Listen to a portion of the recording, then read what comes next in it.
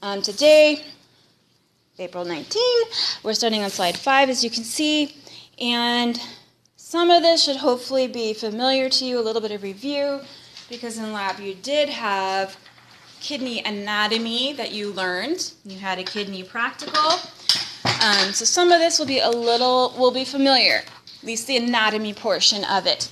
When we get to the physiology portion, that's going to be the newer material, and you're going to really need to focus on that, okay? So we know already that the kidney has two major sections. We have the cortex and the medulla. So if I was to draw a little simple kidney here, ooh, that's a bad kidney. The medulla would be in the center, so medulla, middle, and then the cortex would be the outer layer. So just as a reminder for you, within the kidney itself, we had those renal pyramids. Remember, they kind of had this like a nice little pyramid shape with like a rounded tip to it. Remember those? That would be a renal pyramid. And the renal pyramids, these are found within the medulla, and there are several structures that will make more sense when we look at an actual picture of the anatomy of the kidney, like the medullary rays, and these do extend out into the cortex, and so we'll see that in pictures. And renal columns, and if you remember, the renal columns was, let me change the color here, was kind of found in between the renal pyramids. So then I'll draw another renal pyramid to kind of show you. So our renal pyramid looks like a pyramid. The column is the space between renal pyramids. Okay? Renal papilla is the tip. This pyramid looks terrible. The renal papilla is the tip of that pyramid, and it points towards the center of the kidney to that collection area for the urine that has been formed in the sinus. Two structures that you may have struggled a bit when we did kidney anatomy was the difference between a major calyx and a minor calyx. And I hope I'm saying that term correctly, but both of these help funnel formed urine towards the sinus. And I'll point those out a little bit more in the picture coming up. And so the minor calyxes, you would find at kind of joining or branching at the tips of the papilla.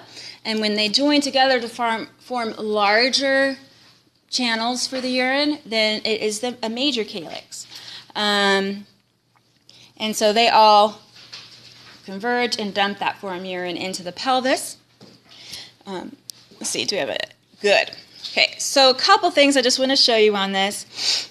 Minor calyx and major calyx. So looking at the minor calyxes, it's this kind of, it's a bright color, maybe bright green. It is this little channel that's formed at the tip of the renal papilla that takes the formed urine, okay? And when you have, and here is another minor calyx, they come together and join to make this much larger channel. You see how that's really big? That would be a major calyx. So it's just like little tubes coming together to form a larger tube that transports the urine to the renal sinus, okay? And then the urine goes down the ureter. The other thing we didn't see pictures of, let's see, does it even show it? No. But remembering, that's not a very bright color. Let's see what's even brighter. That we have our renal pyramid, okay? And the space between the pyramid, it's our renal column. It's not showing medullary rays, okay? You don't have to worry about that too much. Internal anatomy, and this is where it's really important. This is the stuff that you really got to know. So the functional unit of the kidney is the nephron. And the nephron, they're these little tiny tubes that carry the filtered blood. We call that the filtrate. And during the process of it traveling through the nephron, you're removing waste, you're reabsorbing back important things like proteins or electrolytes like sodium and water, and then you form urine. So within each nephron this is the single unit that helps form urine. And within each kidney, you end up with, oh, look at this, over 1 million nephrons in a kidney that are all each individually working to help filter the blood and form urine. Okay? Different color here to make things a little more obvious. Okay, so very important fact for you to remember that the nephron is the functional unit of the kidney. Okay, without the nephron, the kidney is not going to function properly or at all. So it is a tube-like structure, and there are several sections to the nephron. And so the beginning starts right here with a blood supply coming in to this little capsule called your Bowman's capsule. Within that capsule, you have a little knot of capillaries, and this is where the fluid from the blood, the plasma, ions, water, everything except for actual large things like large proteins and cells, they don't get filtered out. But then that filtered fluid with all the things dissolved in it travel through 3 major sections of this tube. Okay?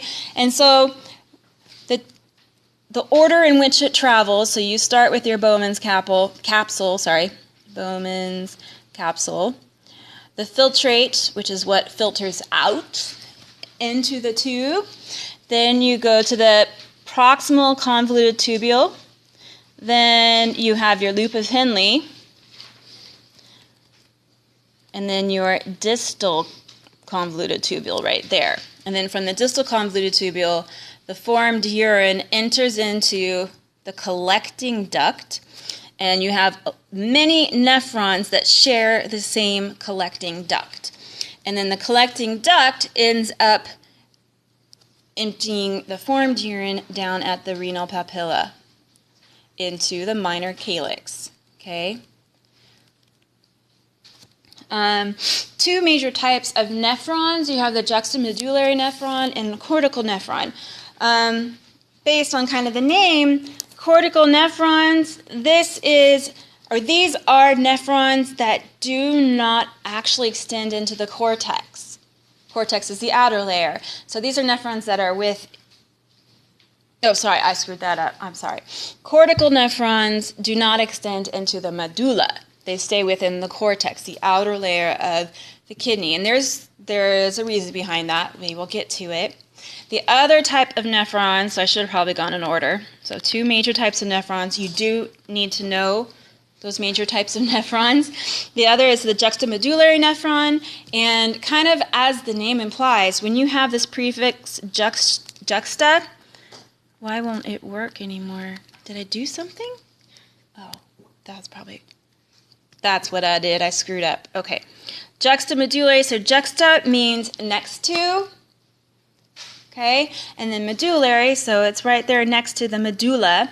This is where you have part of the nephron, particularly the loop of Henle, which is this portion, that dips down into the medulla, deep into the medulla. Again, we'll talk about the relevance of this as we continue on. This is the least common type of nephron. Only 15% of nephrons are juxtamedullary. The rest, which would be 85%, are the cortical nephrons. And I believe, yes, here is an excellent picture that shows you the difference between a cortical nephron and a juxtamedullary nephron. And so I love this picture because it shows you the cortex. So the cortex is this region. And then you have the medulla, the inner portion. So a cortical nephron, so let's say where this right here would be a cortical nephron. Most of it is within the cortex, okay? A juxtamedullary nephron, this would be a very good example because it's extending deep into the medulla. And Remember that the juxtamedullary ones, this is juxtamedullary, is less common than the cortical nephrons. Okay? And again, we'll get to the physiology. I'm trying not to jump ahead. Okay, so looking more at the anatomy of the nephron. Okay, so first of all, we have this corpuscle. It's called a renal corpuscle. And this is the combination of two structures, the Bowman's capsule and capillaries. And in this case, when we talk about the capillaries, we call it the glomerulus. So the renal corpuscle is made up of your Bowman's capsule and the glomerulus. In the next slide, I will have a picture to show you this. So just remember, renal corpuscle is made up of two structures. Okay, the glomerulus, which is the capillary network within the capsule. Bowman's capsule, this is a hollow ball. Okay, so think about a capsule or a pill capsule that's empty.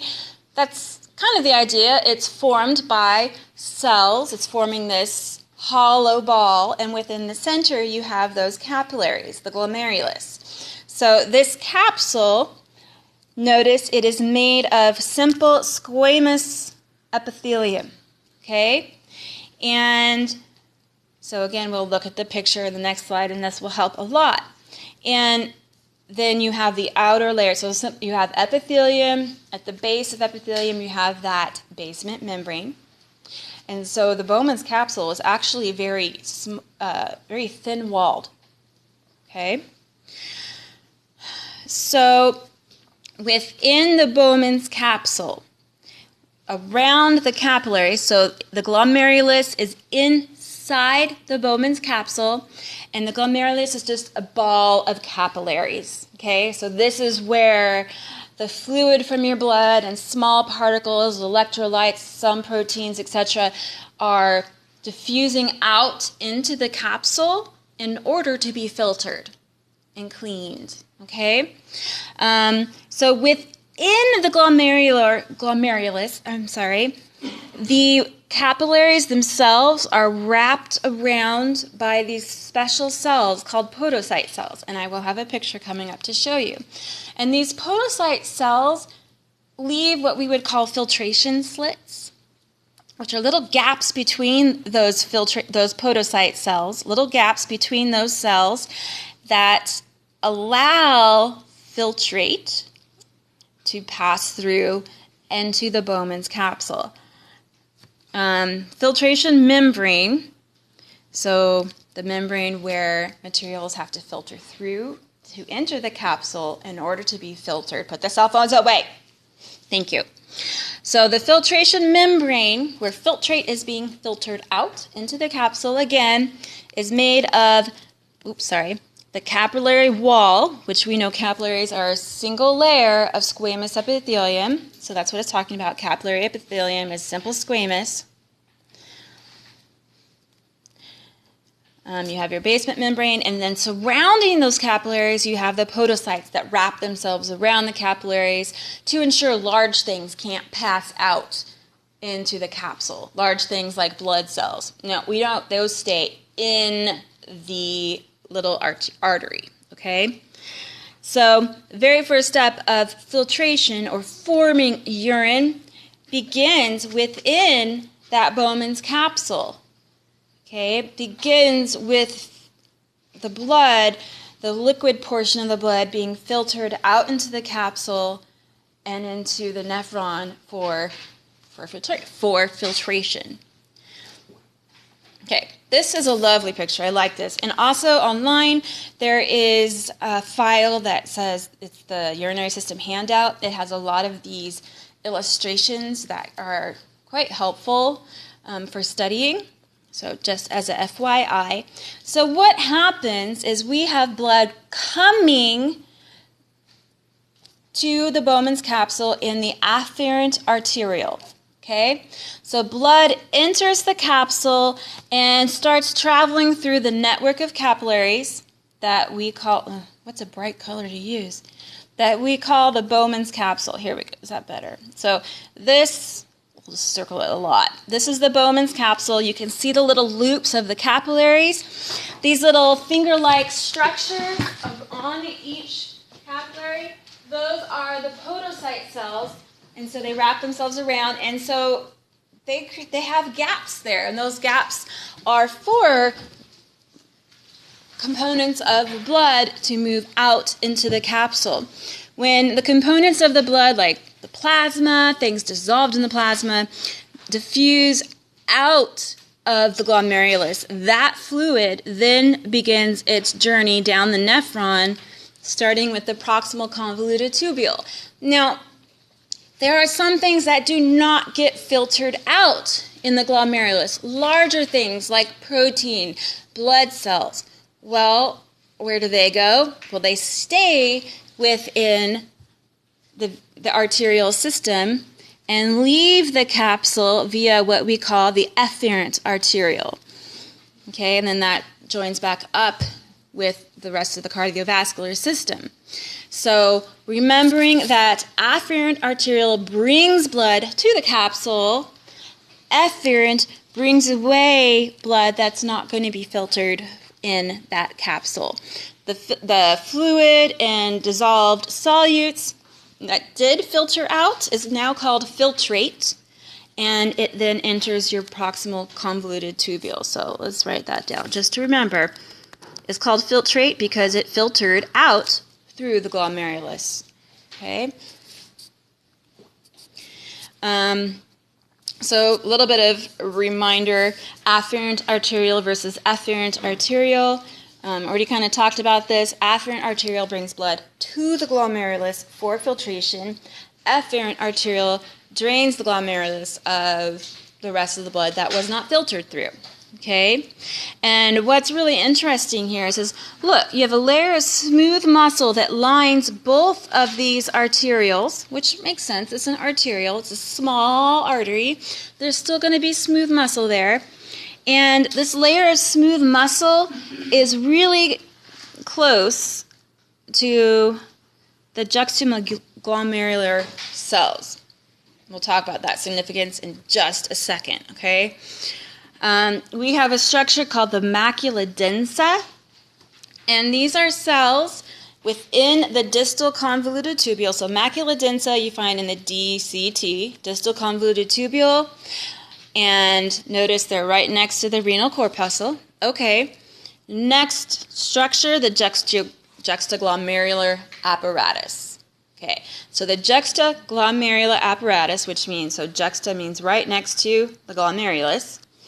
You have cells. So the juxtaglomerular apparatus is made up of cells of the afferent arteriole and the macula densa. And they do have an important job, an important function.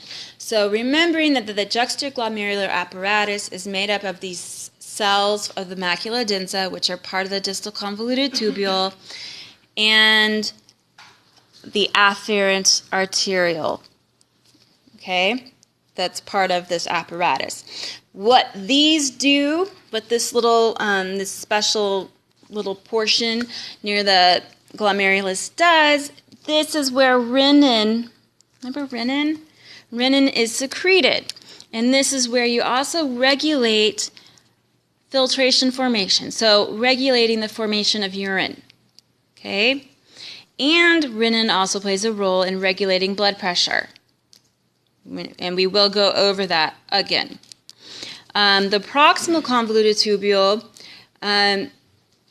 first of all, 14 millimeters long. So that's actually pretty decent. This is about 14 millimeters. And this is, put the phone away. Thank you.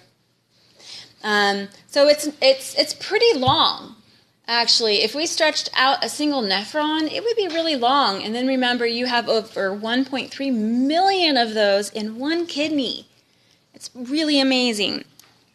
In the proximal convoluted tubule, it is made up of simple cuboidal epithelial cells. Okay? You have a basement membrane that forms the outer surface of the tube, and then on the apical surface, or the open surface open to the inside of the tube, you have microvilli. So you have these cuboidal cells lining a tube. So this is one little section of our proximal convoluted tubule. And on the inside layer, the apical surface, you have these microvilli. Okay? What they do, we will continue to talk about that. So first, I wanted to point out the juxtaglomerular apparatus. It is made of juxtaglomerular cells from the afferent arteriole, okay, and also made of macula densa cells that are of the distal convoluted tubule, okay? Those two areas, so these cells right in this area is the juxtaglomerular apparatus. What it does, we'll discuss in a bit. But over here, I wanted to point out proximal convoluted tubule, showing you have simple cuboidal epithelium. You have your microvilli facing towards the center of the hollow tube. So hollow tubes, the centers we call the lumen. The basement membrane for the epithelium forms that outer layer of the tube. Oh, it looks like we're done. So we will continue on slide 13 on Friday, and we're going to try really hard to finish this Friday, okay? And I'll be in contact with you regarding homework. Thank you, guys.